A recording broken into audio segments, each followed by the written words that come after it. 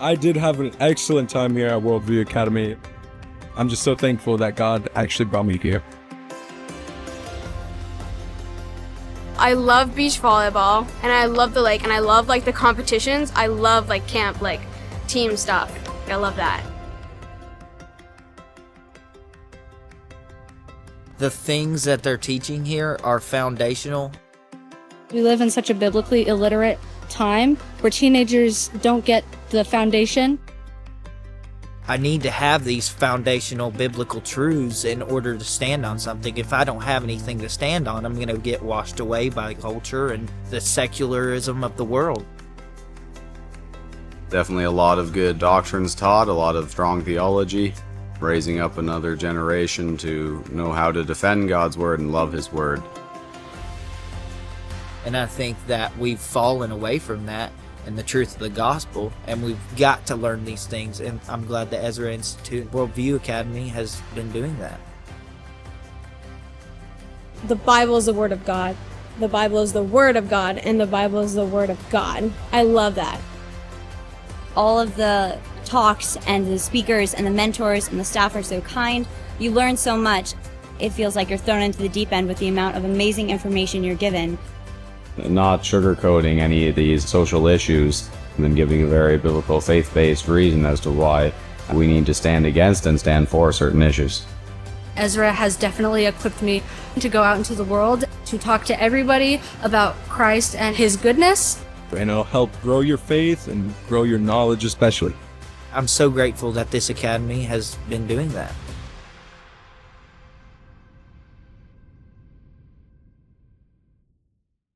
Hey everybody, welcome to Ezra Interviews. I'm Dr. Michael Thiessen, and today I have on the show lawyer Barry Bussey. Barry has been counseling churches on charity law for over 32 years, and we are continuing our discussion from last week. So this is our second interview, and we're continuing to talk about the changes to charitable law in Canada and how it's going to affect churches. So stay tuned.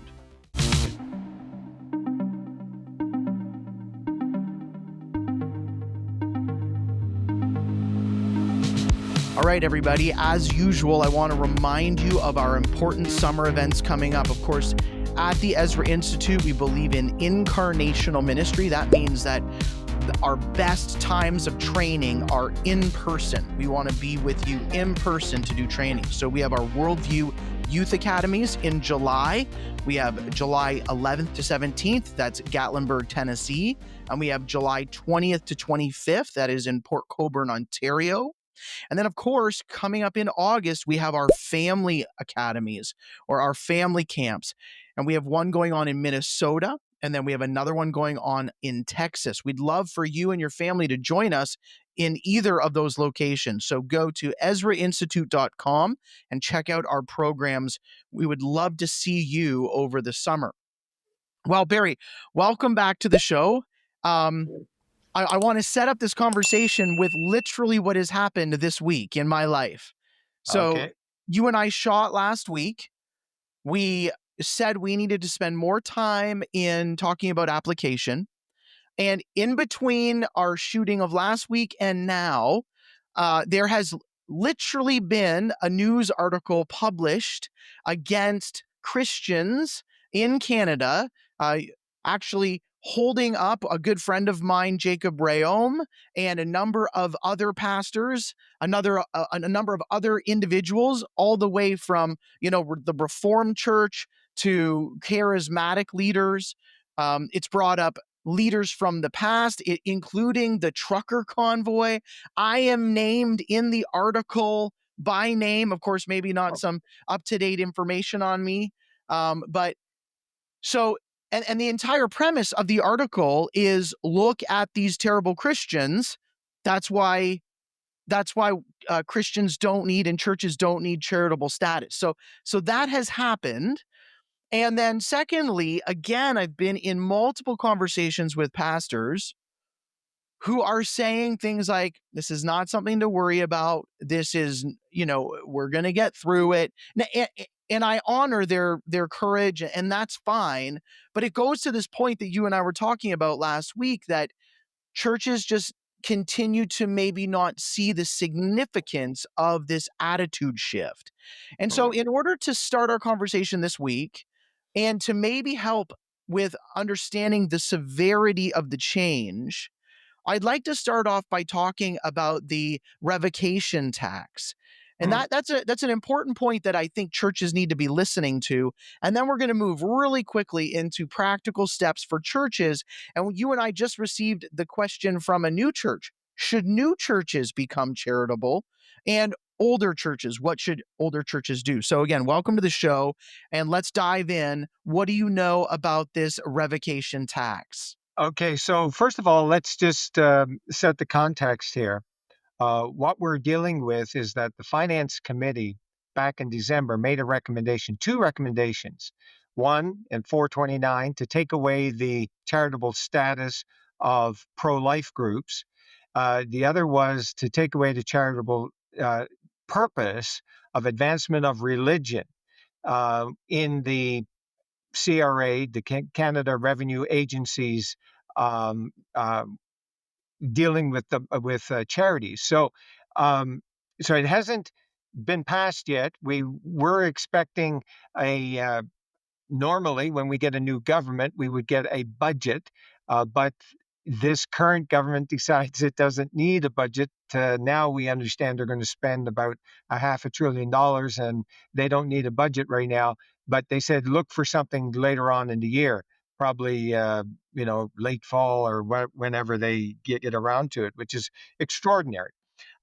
Okay, so the thing is that when a charity loses its charitable status, whatever property it owns, is considered by CRA as public property. And so that basically what happens, you lose your charitable status. This can now no longer be in the hands of a non-charity, and the charity is required by law to transfer that property to another charity. Now, generally, CRA doesn't tell the charity which charity to go to, but you generally will transfer the property to another charity that is carrying out similar charitable purposes as the charity that just lost its status. For example, had a client recently that lost its charitable status because they failed to file the annual reports that are required every year for a charity in Canada. And the CRA sent notices warning them, we need to have the report. And for whatever reason, their bookkeeper, it was a transition between bookkeepers and it got lost in the mix. But then what happened was, when they took away the charitable status, there is a provision that you can reapply for charitable status again. But, and in this case, it was a pro-life group that had gotten charitable status all the way back in 1970. But they said, look, we now interpret things differently today in 2024, 25. And so as a result, you must now meet the new guidelines. And so far, you do not meet the new guidelines, so you're going to miss out on this reapplication. So as a result, they had to transfer their property to another charity. So that is what happens. And we have to recognize that if you do lose your charitable status, just like what happened to one of my clients, is that you may have received your charitable status and it was a fairly lax regime or whatever. But if CRA now re-examines your purposes or your objects that you are involved with, they may say, well, I'm sorry, but they do not meet the current standard. And so therefore, and Barry, you've got that issue. Just to ask you a question in the middle of that. So basically, Yep. Let's just say that a church loses its charitable status due to religion, the promotion of religion no longer being a charitable act, or not being able to provide enough evidence that they are doing charitable work. Mm-hmm. anywhere in this world, the reapplication happens, and I would assume that within that reapplication is now you've got an anti-pro-life, a pro-abortion interpretation. So even if someone's saying, "Hey, you're a church, you're no longer the promotion of religion is charitable. Hey, just show us that you feed the poor." And the average church would be able to figure out how to do that. In the midst of that navigation, now you have a complete reapplication, or you have you have another level of paperwork to go through, and now Right. we're saying that again, like we were talking about last week, it's likely that there's going to be requirements that churches just won't be able to sign on to. Yeah, and one of the other things that I'm very mindful of, because I did a lot of work in the past with the summer jobs issue, where the Canadian government has a fairly large program, financial commitment of tens of millions of dollars. It's probably approaching 100 million right now. But back in 2018, there was a big dispute over the requirement that when you signed up for an application, so many churches would hire students in the summer for summer camp, for a vacation Bible schools, those kinds of things. And they were required on the application that they would basically agree to the government's political ideology with respect to life issues, with respect to marriage and all of that. So then they would be denied the grant because they didn't comply with the government ideology. Now, that is still going on, except that you no longer have to check the box. What happens now, the bureaucrats simply look in your website and your social media and find out exactly what you believe on these things. And then based on that, they decide, okay, whether or not you're going to get the grant. Now, what I'm fearful of is that, and again, we don't know this. Like this is just speculation for me. It's just based on the experience with the Canada Summer Jobs. Is that okay? So now we're going to take away the um, advancement of religion as a charitable purpose. That's the proposal. Whether this new government would impose that, we don't know yet, but every indication is it's very similar to the previous government. But okay, so then if you do then are involved in, okay, so you want to remain a charity, but you want to show that you are for a public benefit, and as we talked about last time, the four heads have been, so one is relief of poverty, the other advancement of education, the third was advancement of religion, and then any other benefit. Well, so now what happens if the government says, okay, we're going to take away this charitable purpose of advancement of religion, and like you say, you're going to do relief of poverty. But now, what if they dig deeper into into that community and say, okay, on your website you have a very pro-life position. Well, goes against government policy at this point. So, would we grant you charitable status based on your uh, in recognition of as well of what you put out on the social media? So my thinking is that government is going to get more intrusive now into the groups.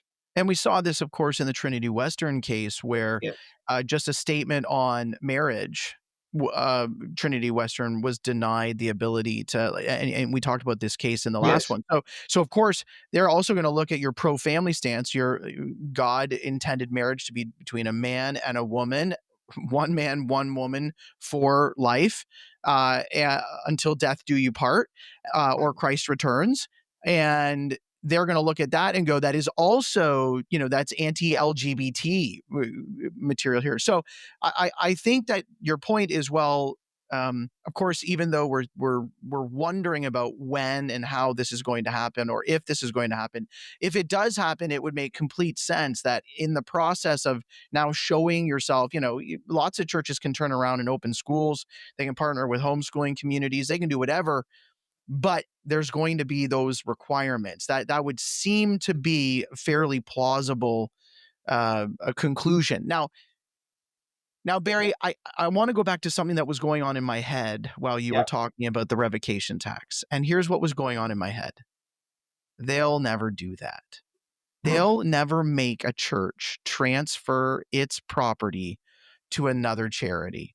Come on, CRA has these rules, but they don't really make people do this type of stuff. That's what's going on in my head. That's what's going on in every Christian's head who just says it's not that bad. We always say it's never that bad. We're not being burned at the stake, so it's not that bad. But you're telling me of a story of a organization that went through.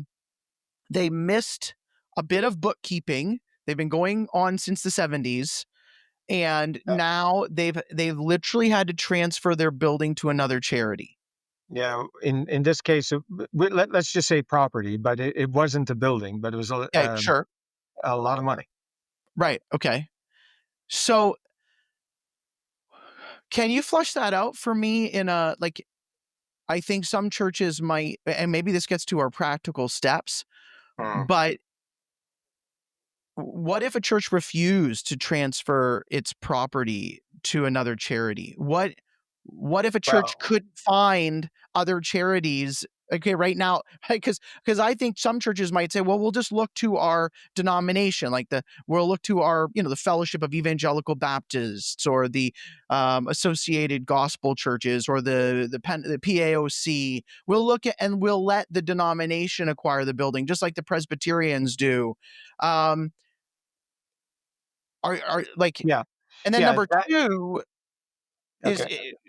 two is, is there any further cost? Now, like that's a pretty significant cost. You're basically giving up all of your assets to another charity. That's a fairly significant tax. That seems to be 100% tax to me. But yeah, it is. It is.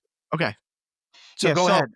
Yeah. So the first thing is, with respect to what do, you have no choice. You have to transfer that property to another charity. And if you are a member of a denomination and the denomination still has charitable status, you pass it on to the denomination or to another church that still has charitable status.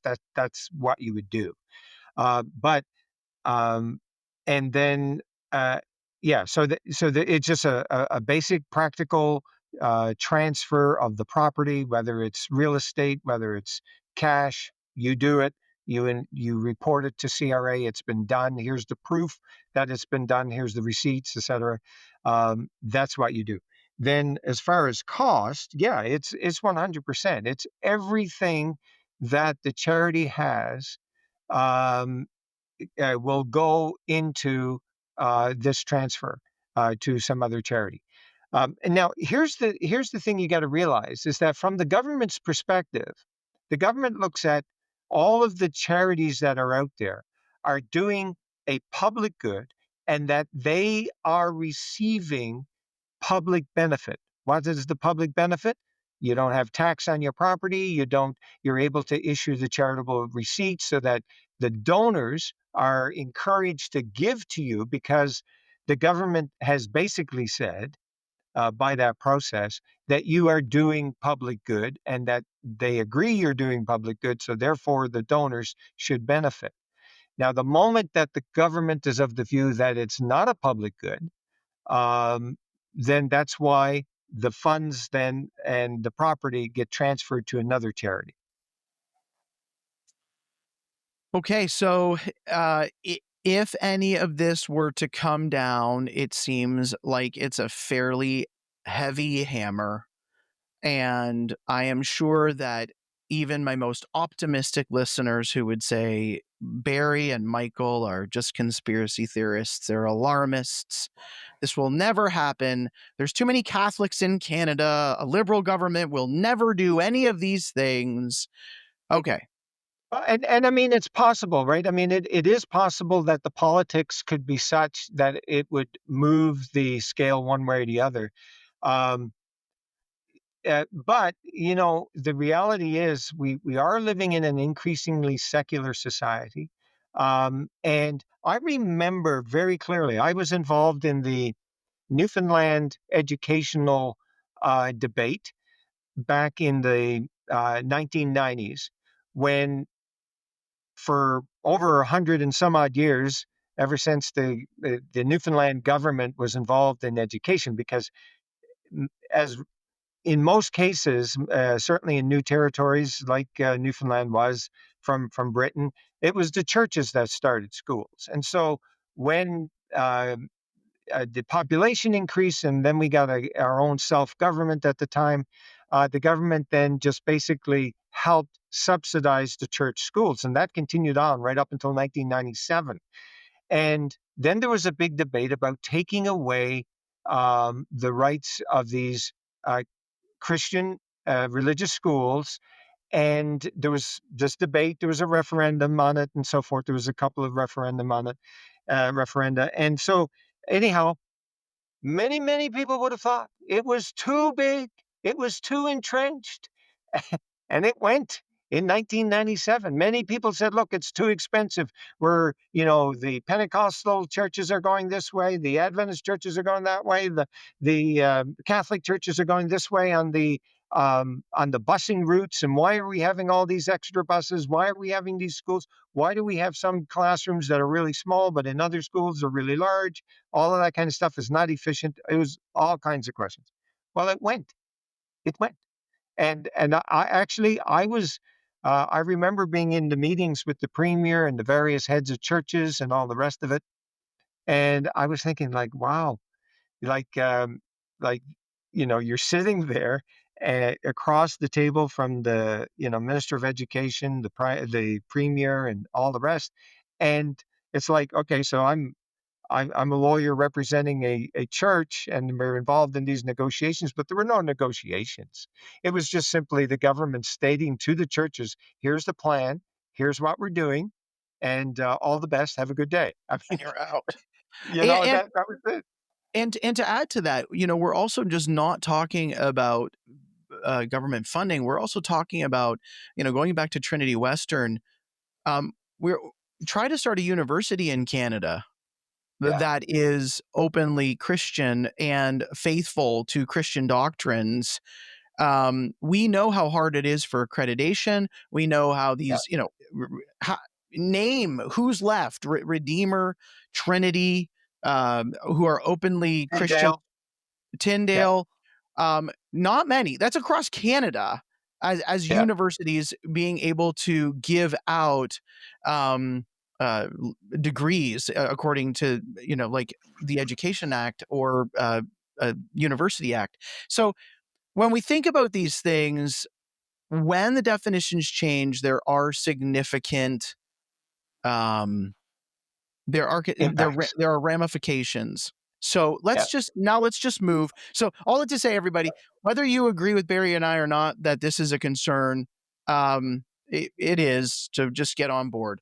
But what can churches do? And a lot of people who listen to this podcast, they know that there's a lot. We as Christians have a variety of options when we think about dealing with this governmental pressure. Some churches are going to faithfully stay in Canada. They are going to continue to proclaim the gospel. Barry, what legal support, what information can we give to those churches to say this is maybe some practical steps? And actually, just before we came on the podcast, you and I received a question from a new church. And I can think of 3 new churches that were birthed in the midst of COVID or just after COVID, who are now church plants going, should we even become charitable? So why don't we start with that question? Let's start with new churches. Should they become charitable? Should new churches sign up to be government entities? Should they register anywhere, or should they just exist off paper? Or what are some options in between there? Yeah, that's a very, very good question. And it's one that I've thought about many times, because first of all, when you invest and you develop a church, you do a building, you spend a lot of money on it. I often say that in some ways, if churches lose their charitable status vis-a-vis the property tax matter, like, so that would be a very painful experience because even more so than just the donations that would normally come in. And the reason why I say that is that lots of times churches will often choose locations that are prime real estate, and that's done on purpose because they want to have visibility, right? Because part of the gospel mission, reaching out to all the world, you got to be seen. And so church buildings themselves tend to be very in prime locations, and therefore, if they were businesses, there would be a lot of property tax paid and so on. Okay. So I think the word that I was looking for was incorporation. Should young churches, number one, seek incorporation, and then number two, seek charitable status after they've sought incorporation? Okay. So whether or not a church is going to be incorporated or not, because we can be a charitable trust, you can be a charitable trust. You can have a trust arrangement even if it's not actually a registered charity with CRA. Anyhow, there's a lot of legal work I could explain on that, but basically, in Canada, the concept of charity is a provincial jurisdiction under the Constitution, even though under the Income Tax Act, the tax implications are federal.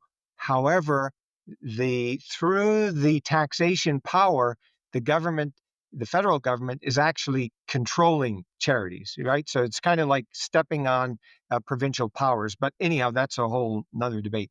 Okay, now the thing is, should you be incorporated or not? That is going to be totally up to what the church community wants to accomplish, wants to do. For example, um, you have a lot less regulation as to what you can do with the property and so on if you remain a non-charity, not-for-profit corporation. Obviously, it is not-for-profit, or you could just be like just an association, like where you're not even incorporated. The problem is that if you are unincorporated, those people who are on the board are personally liable. I'll say it simply like this. There's more complexity to it, but whoever is on the board of an unincorporated entity is going to be legally responsible, depending on if it's a trust arrangement or if it's just an association where all of the members own the property, then everybody is subject to liability. So one of the reasons why people get incorporated or groups get incorporated is to limit the liability, because then it's the legal corporation that is liable. And anyhow, so we can there's a whole discussion there as well. Just to slow down, Okay. so everybody, that is actually, Barry, I think you touched on the reason why churches get incorporated, for two reasons. The property is not owned by a multitude of people who then have voting shares in the like it's a much simpler form of Yeah. ownership for the church Right. for a property. And then number two, you can get director's liability insurance. You can get insurance on the property. Yes.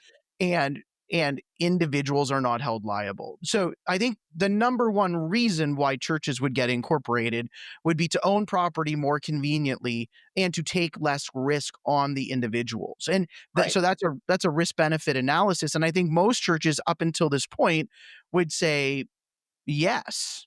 But then, going to your point about property tax, let's say they become incorporated but not charitable. How does that affect the ownership of property, Barry? Yeah, so then it would be taxed as a regular business, more than likely, because it will depend on the municipality. But I mean, the municipality could recognize it as a house of worship, even though it's not registered with the federal government. But I would be very surprised if they would do that. They could do that. I mean, it's within their power to do that. But generally speaking, it would be most municipalities would require that. So you could end up having to pay top dollar on the tax based on the location and the value of the property. So that could be an impediment. Now, the other thing is that you Okay, so then you'll have your what can you do? Well, you don't have the worry about if you are not a charity, you don't have the worry about the government's regulations with respect to what a charity can say or not say, as far as political statements or deemed to be political statements. I find it very interesting over the years. What was considered a very straightforward religious principle, you mentioned marriage, that was a straightforward religious principle, but now it's become a very political statement and so forth. So things change over time. Um, I, and yeah, so as a it's result, interesting you bring that up, Barry, because that's a good point. Because again, people think that the churches are becoming more political. It's not that the churches are becoming more political. It's that the state is becoming more religious. The state is not it's wanting to get involved in the religious views. Yeah, no question. And wanting more to direct the ideological. religious views, Yeah, and that is because, of course, it has its own religion. It has its own secular humanism yeah, or yeah, polytheism. that's right. Um, Yeah, and that's where this whole separation of church and state is actually just a little bit of a complete mirage, where the separation of church and state was supposed to be the state doesn't interfere with the church while the church influences the direction of the country, not a we don't talk about political things. And the political thing is also a partisan issue, right? There's a difference between me getting up and teaching about a moral issue that has political applications without saying go vote for this person. And I think churches need to live in that liberty right now, more significantly, and realizing that, you can say a lot of things morally and ethically that have political ramifications without being partisan. And right, anyways, right, all that to right. say, Absolutely. so Barry, if someone's a new church, Yeah.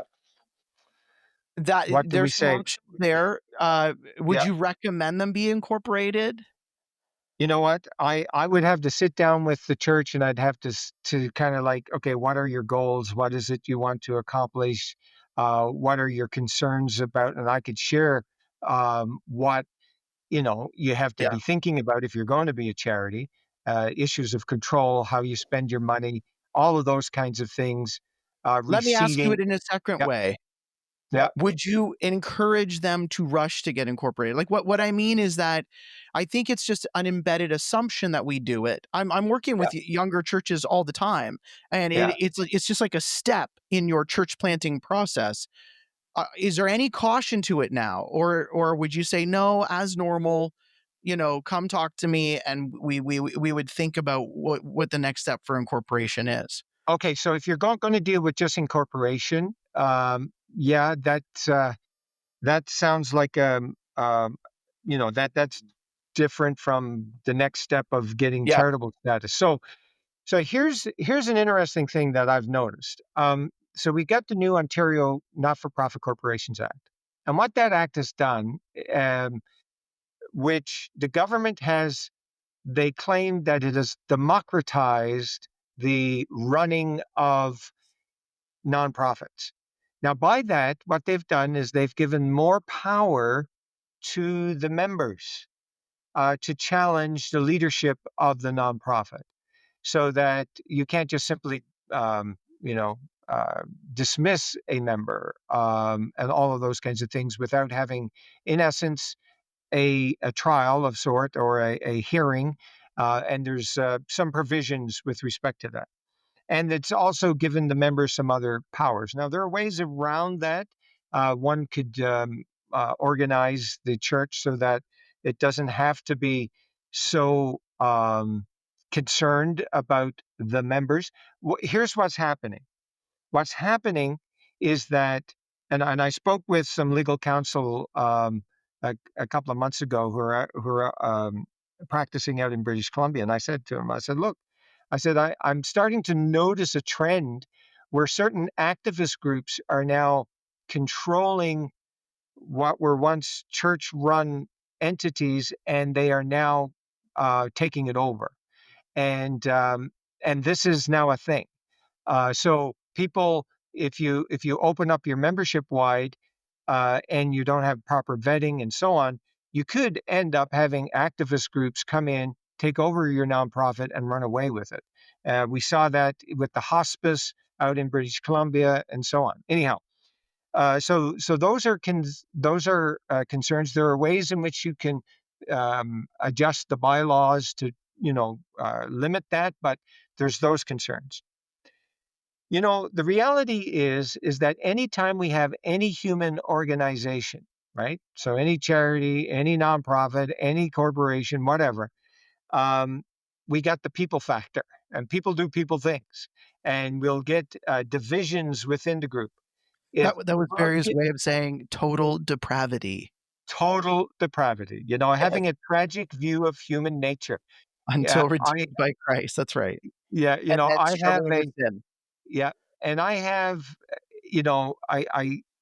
my view is that we need to recognize that there's not, human beings are not all good people. Or we have, like you said, the depraved nature. And so we have to recognize that and plan accordingly. So when you're starting a group, those are the kinds of principles and thinking that you need to be involved with. Okay, so the question next question would be, do you, if you're a new church, and let's say you might be comfortable seeking incorporation for the sake of that protection and for the sake of simplified property ownership. Would you advise then new churches to take the next step now and become charitable?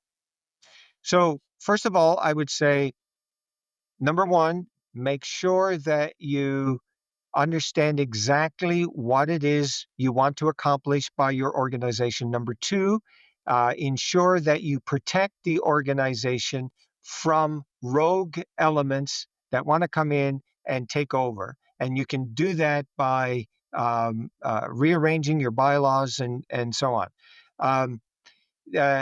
Number three, when you're looking at charitable status, you've got to look at what all the requirements will be imposed upon you in running your charity vis-a-vis if you weren't incorporated. One of the big keys is that it's easier to raise money when you are a charity, because people will give because they get a benefit in return.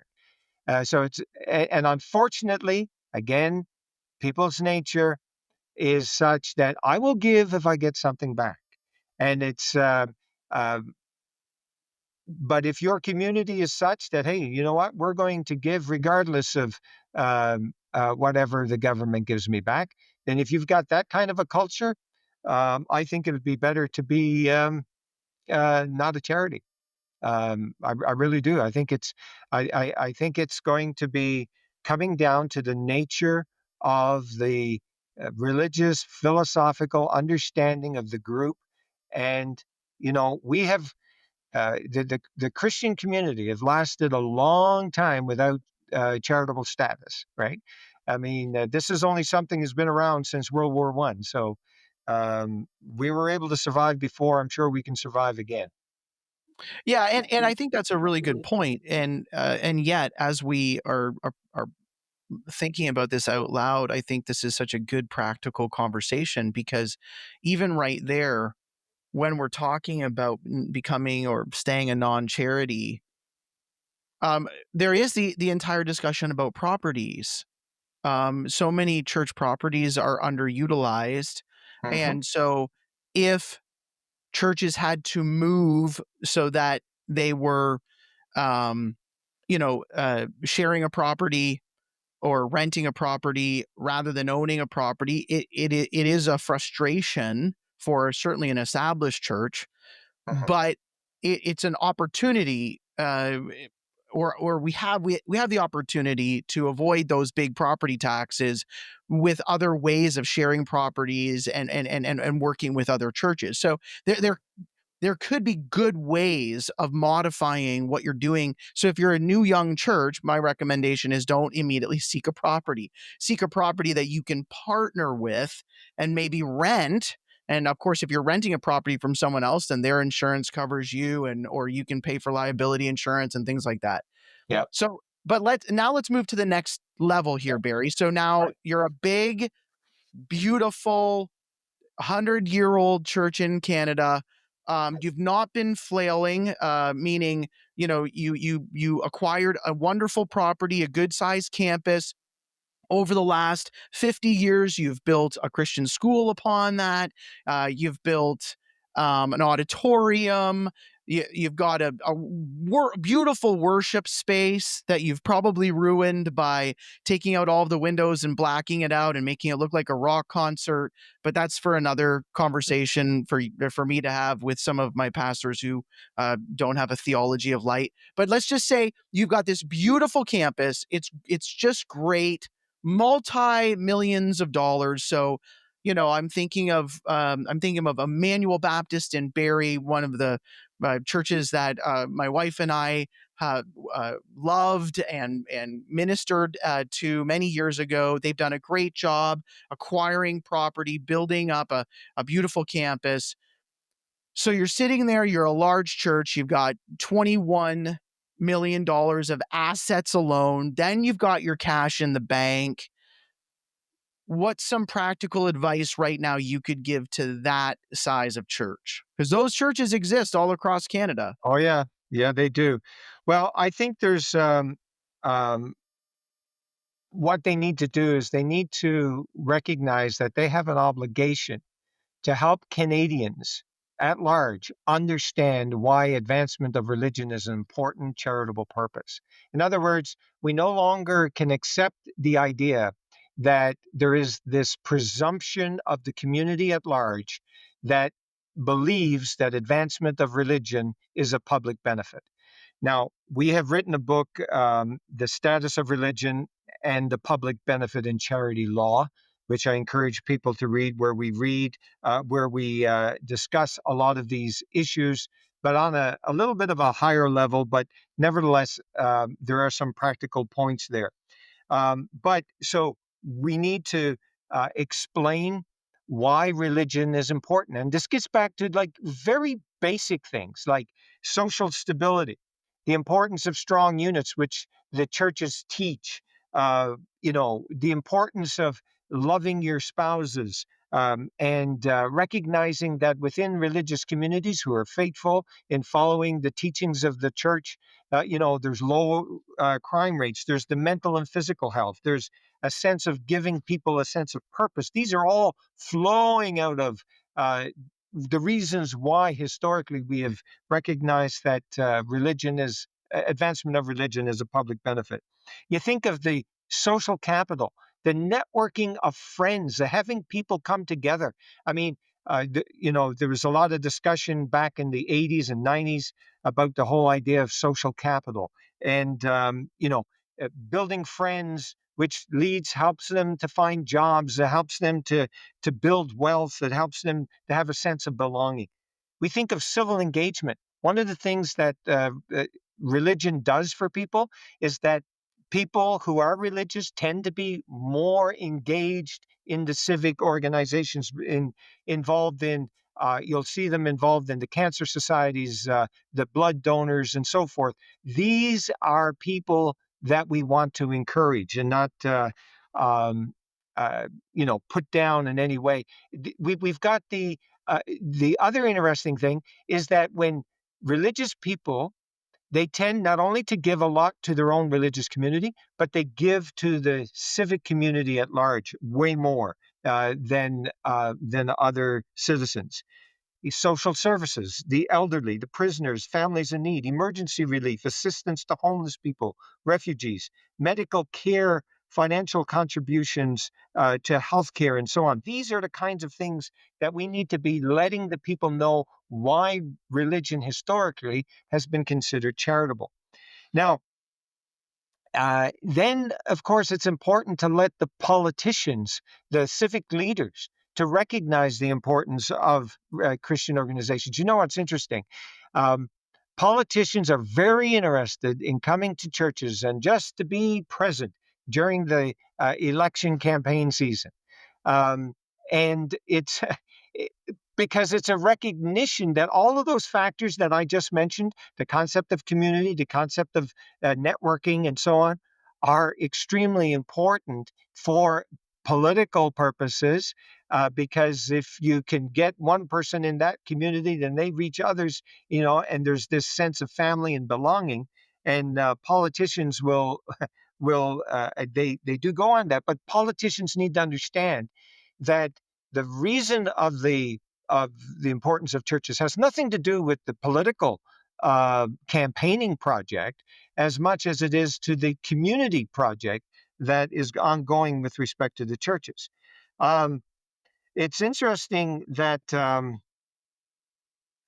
one professor, Professor Jeffrey Stout, he talks about the importance of dialogue. And one of the things he says is that having strong church communities allows for greater dialogue in community, that the public square, you see, if you have this I've seen in other writings as well, if you have a community that's behind you, and you are then able to get involved in the public square because you've got confidence. You've already debated it back home in your church. You're able to come into the public square and chat and talk and dialogue about the issues that are important for society at large. And there is a very good reason why various political leaders got their beginnings in a church community.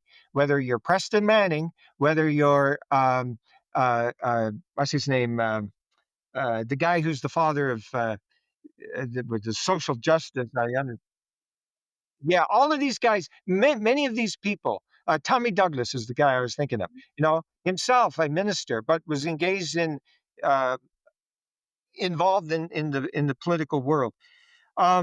So the issue is that we need to recognize that we need not to have what some scholars call civic totalism. In other words, you only have one exact view of how you are to operate, right? I.e., as what we saw with the Canada Summer Jobs, only one view on marriage, on this, on that, and the other thing. No, we got to recognize that there's an important part to play when we have true pluralism, where people are able to debate and discuss and to be able to engage. And that's why, we had this concept of the advancement of religion, because of the importance. Now, there's also a practical reason, and it comes back to the Before you get there, Barry, I want to pause us on this.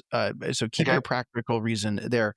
Just so you know, you use the example of people learning private discourse or public discourse in church.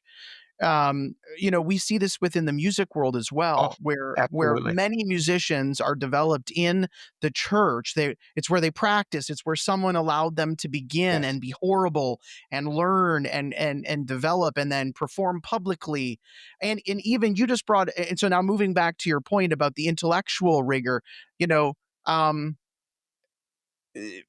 even the idea of principled pluralism, as we think about it now, that's something you and I could go and spend a few hours debating as to whether or not principled pluralism or Christian constitutionalism is really what we need for the society. And you and I would have a lot of this podcast is an example of that, where sometimes you're searching for a word and I fill it in and you go, that's what I meant to say. And then I'm searching for a word and you fill it in and I go, yeah, that's what I meant to say.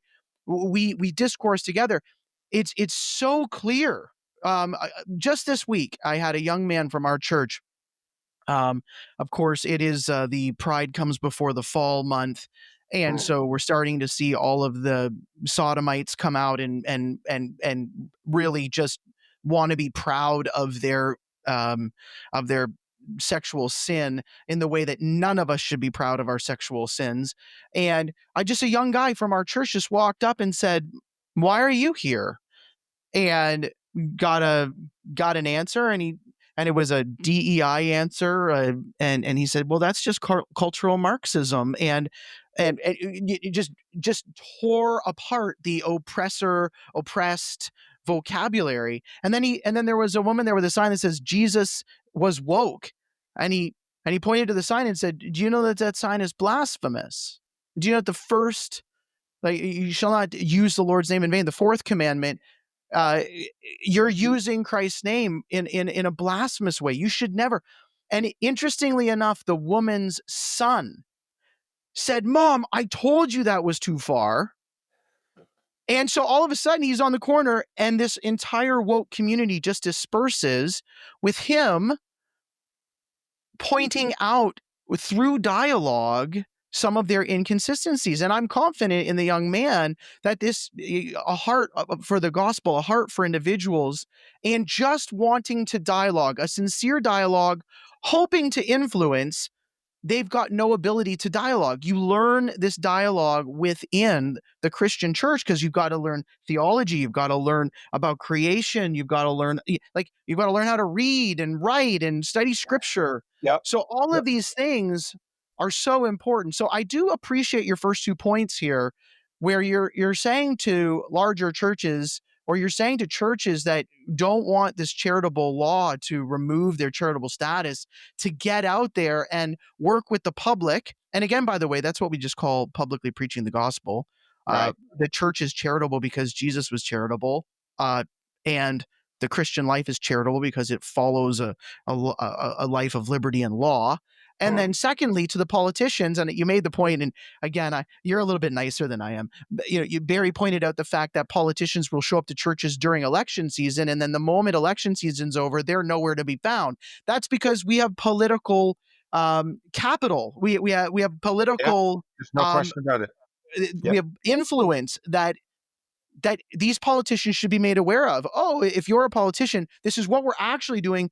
And also, if you're not going to recognize that, then there's going to be consequences for you at the election box. Okay, so those are 2 very good practical things. Now, what would you suggest if a church is literally looking down the pipe at, okay, we see that in the next 8 months, maybe they receive a warning letter, maybe they receive something. This is likely 5 or 6 years out there. Let's just say that a church is really considering, what do I do because I think I'm going to lose my charitable status? Well, I think, okay.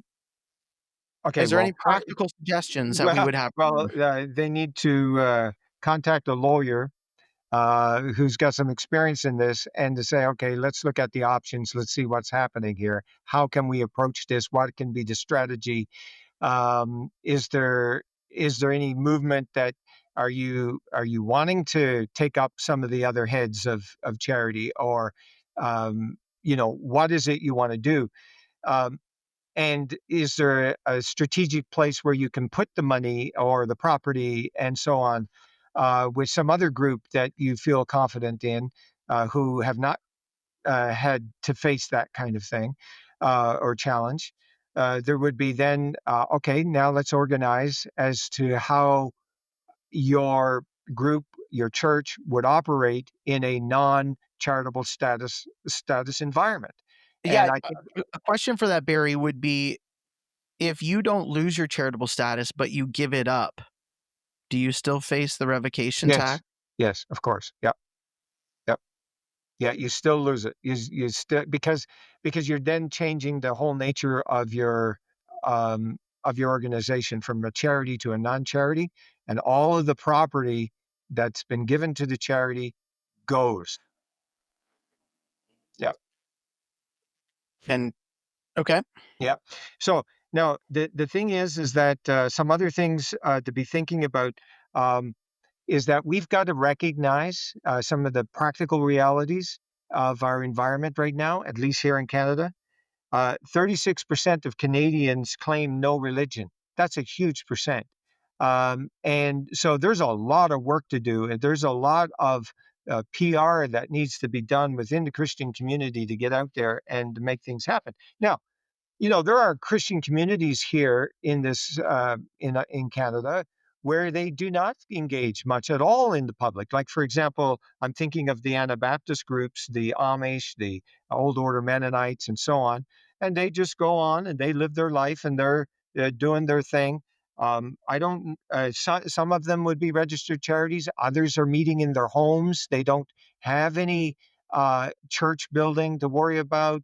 They just meet on their Sunday mornings in the various homes, and they do have local leadership and that kind of stuff. Those are kinds of models that some people use. So there is the I think personally that I'd make a strong argument that when society takes away the charitable status of advancement of religion, to me, it's a statement.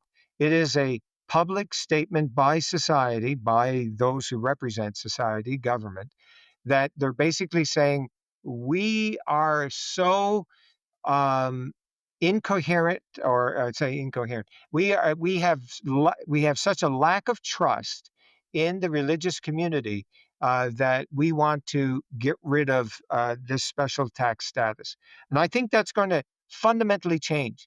Whenever laws are passed, we'll note what happens. For example, the previous prime minister made a decision that he was going to make marijuana legal. And so he did. Well, that has fundamentally changed the lives of so many families across this country. And I've heard it say to me many, many times, how their family has been devastated by that one policy. Why? Well, because the young people say, well, now it's legal, so therefore it must be moral. Or now it's okay for us not to have charitable status, so therefore religion must be bad by definition. And so there's these kinds of unintended consequences that happen. Oh, just pause. And that, yep, I just have to disagree with you. They are perfectly okay, intended. yep, No, like it's a good point, Barry, because again, like this is why we believe in the law of God. The law is a good teacher. Laws teach. They're not just neutral. Laws teach. yes, That's the point you're bringing up is so important. yep, But I'm just disagreeing with you that it's unintentional. No, they yeah, want secular politicians who want to promote men changing to women, and they want to promote the worship of the self or the worship of the state. They yes, are intentionally trying to get society to say, well, of course, just there's 36% of Canadians don't claim religion, so religion must be bad. So yeah, that in 15 years, 65% of Canadians don't claim religion, yes, or Americans or Britons or wherever else in the Western world. yeah, So yeah. your point is very important. I think it's very intentional, and actually that's why it's so diabolical, and that's why the churches just can't sit back and go, oh, the government's neutral. No, this is an attack on Yes. the Church of Jesus Christ. Yeah, there's no such thing as government being neutral. I mean, it's like, no, and I agree with you on that. I mean, I use the law of unintended consequences, but yeah, I agree that there is no question that in the bowels of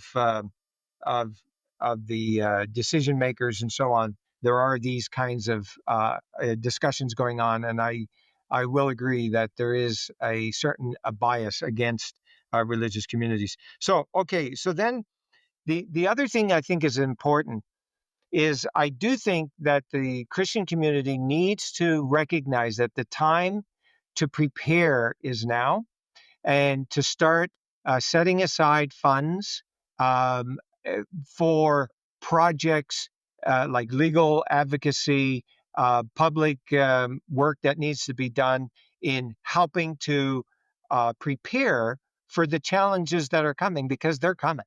I mean, there's no question about it. In other words, we prepare for the worst, we hope for the best, and I think that's an important part. There's a number of institutions and organizations. Your organization and so on is doing great work about helping people recognize, hey, let's think about this.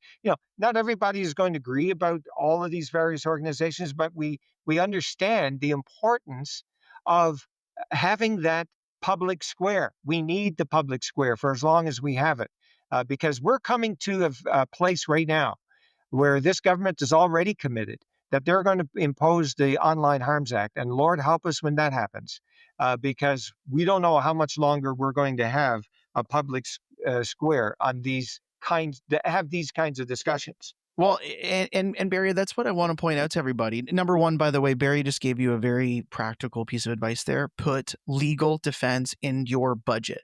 Yes. Start saving up for legal defense, Christians. That's a very helpful piece of advice. Now, again, Barry's a lawyer, so he's not going to name his firm. No. But look, you talk about a number of good brothers and sisters who are Christian lawyers who are ready for the fight. You need to be able to pay your bills.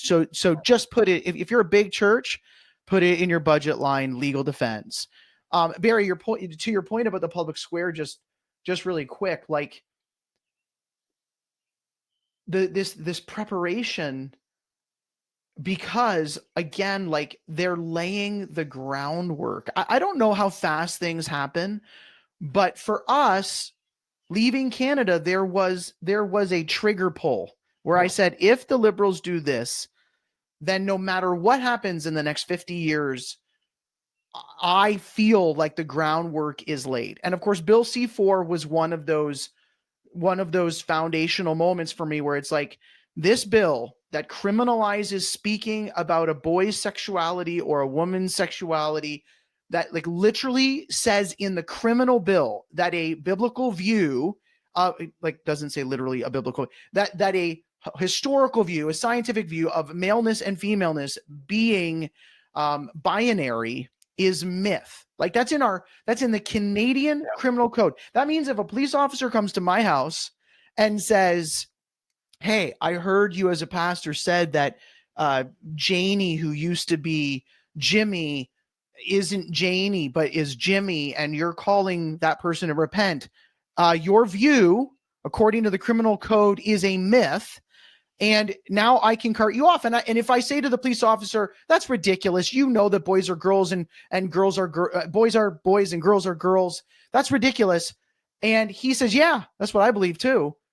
But this is what the law is, man. That's what we saw during COVID. How many wink, wink, nudge, nudge. Yeah, we know that this is breaking the Constitution, but it's our job. I don't care about you and your family. I'm going to cart you off to jail. So my point is, when we see the Online's Harms Act coming down the pike, when we see the recommendation from this committee to remove charitable status, to remove religious promotion as charitable work, and then also to remove charitable status of anyone who is pro-life, they are laying the legal foundation. And of course, we don't see the Conservatives doing diddly squat about pushing any of these things back. They just want to talk about their fiscal responsibility. They don't want to tackle the moral issues either.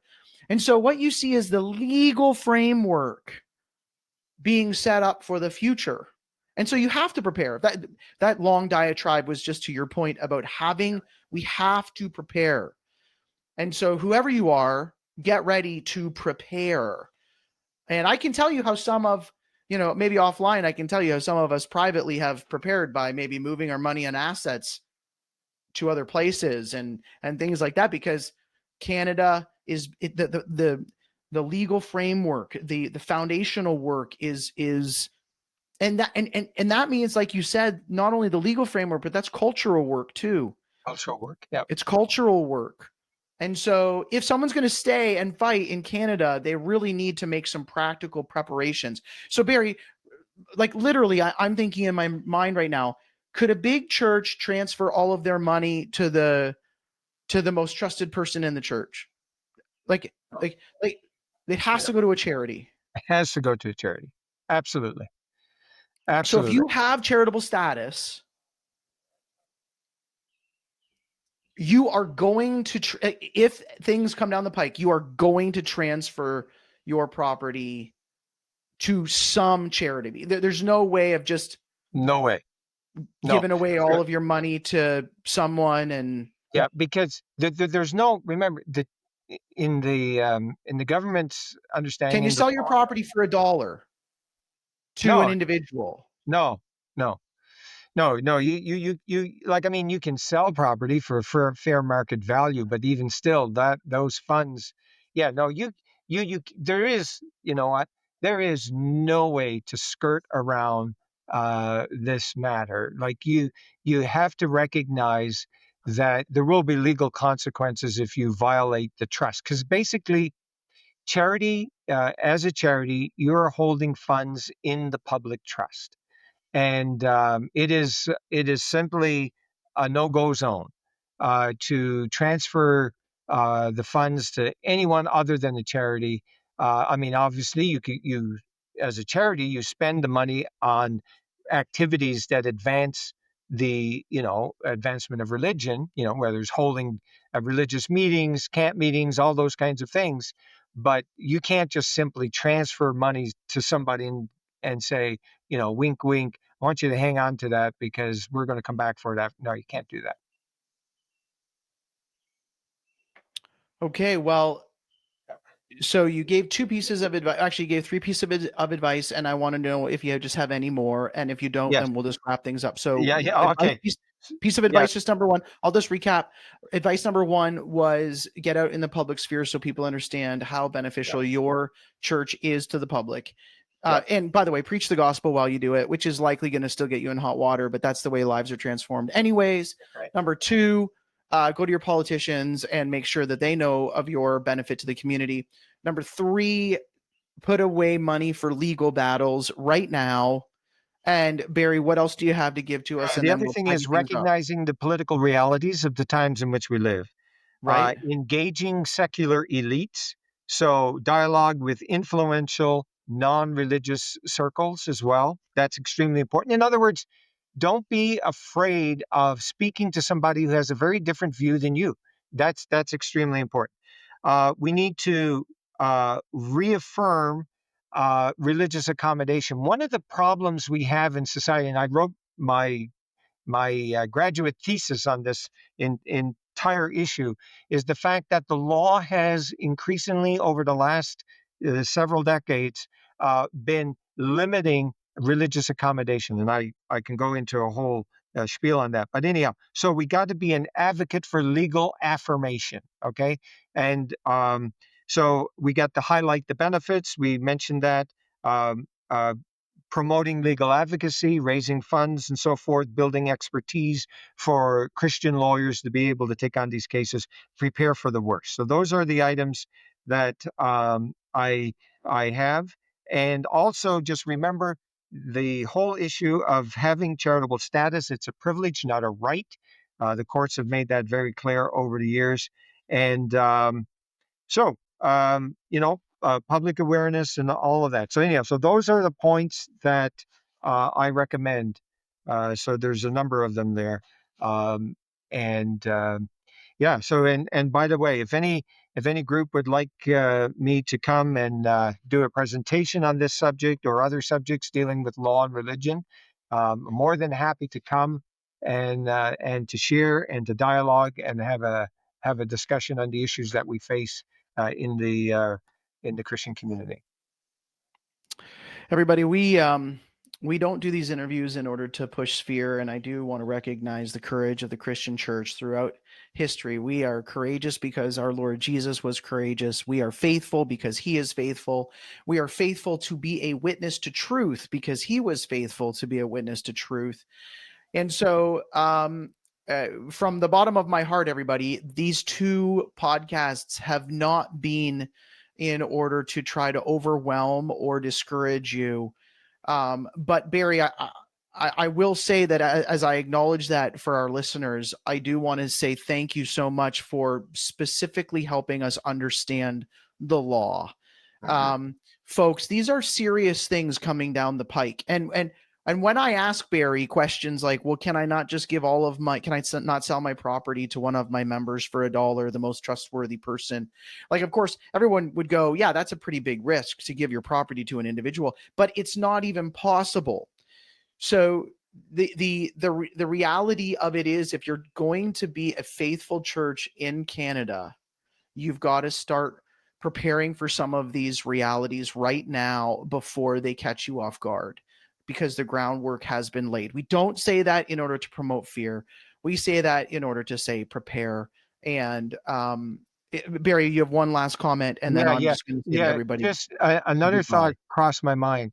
There are religious communities, for example, who have as part of their theology this idea of a coming apocalypse or whatever. One of the things that some religious communities have done, I've noticed, is that they have non-charitable corporations. and they buy property, they buy all kinds of different investments and so on. And it's separate and apart from the religious charity, from the charitable side. So they're kind of like, they've got this other organization over there that has every intention of making money, every intention of doing these things.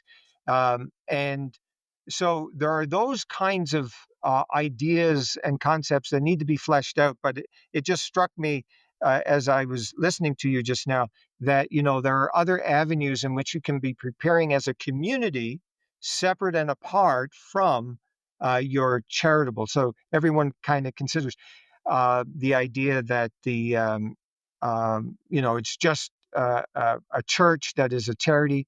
Well, you can have a church as a non-charity. You could have a church or a group organization that is non-charitable. And anyhow, those are other things to think about. Okay, everybody. So lawyer up, pray hard, and preach the gospel. Because again, even as Barry and I talk, there's a great opportunity to remind a secular culture that is increasingly hopeless that the reason for charity being the promotion of religion being charitable work is because we get our definitions, because we get our realities of charity from Christ. So go proclaim his name loudly, and the Lord will be with you. Godspeed, everyone. Thanks so much for listening.